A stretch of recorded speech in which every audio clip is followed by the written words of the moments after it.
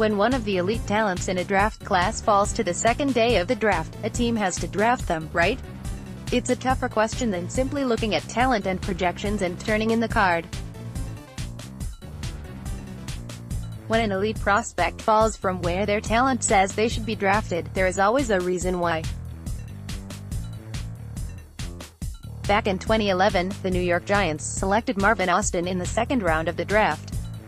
Austin was considered to be one of the 5 or 10 best players in his draft class, and the Giants selected him knowing that after being suspended for his final year at North Carolina, he was a boom or bust prospect. But they bet on his talent, their coaching staff, and their locker room to get the most out of him. And at first it looked like they were right. His rookie camp, he played like a top 5 prospect, utterly dominating everyone not named Chris Snee, and he even gave one of the very best guards in the game all he could handle. What the Giants couldn't have foreseen was Austin falling awkwardly in a preseason game and tearing a pec. And while he was able to come back from that injury, missing 2 years of football was just too much to overcome.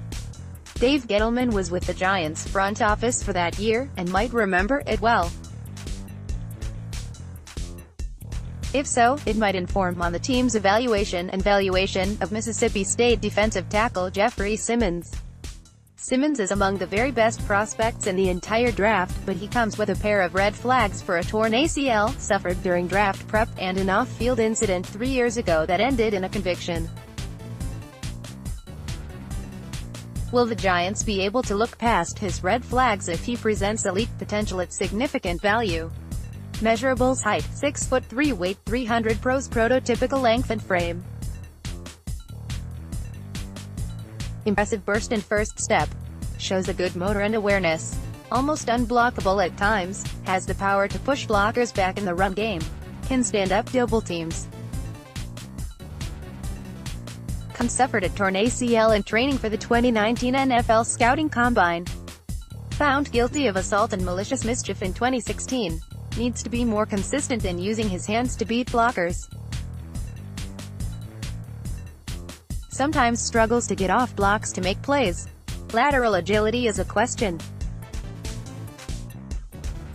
Prospect video. What they're saying: while Simmons may never be the point of attack monster that others in the class are, he's still more than capable in that area while providing outstanding penetration ability.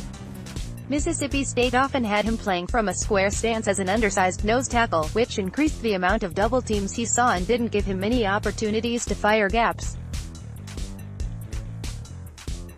In the NFL, Simmons will undoubtedly play more in the B gap to get upfield and wreak havoc, while seeing far more 1v1 opportunities as a rusher.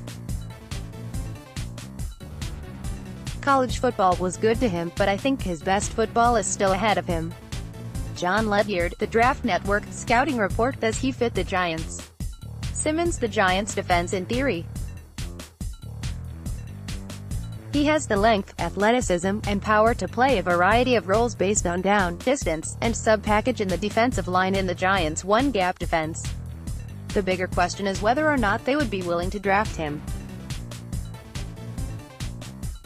In terms of raw talent, he is probably a top 10 player in this draft, with the physical tools to make scouts drool and plenty of production. He is sudden and explosive out of his stance, with enough flexibility to fire low and keep his pad level down through his rush.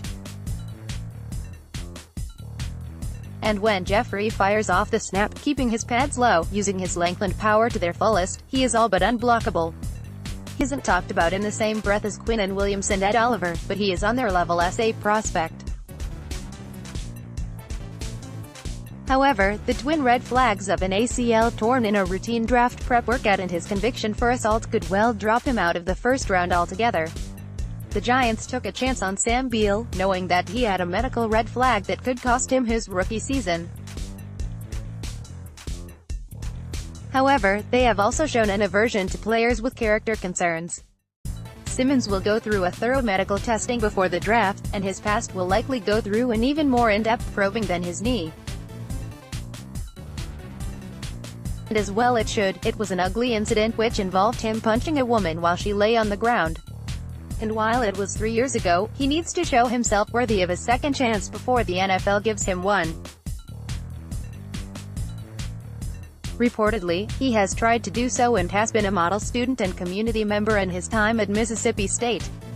For more on Simmons' assault and attempted redemption, check out this article from the Draft Network. If the team finds itself comfortable with his medical prognosis, and that he has made himself a better man, Simmons could be one of the steals of the draft on the second day.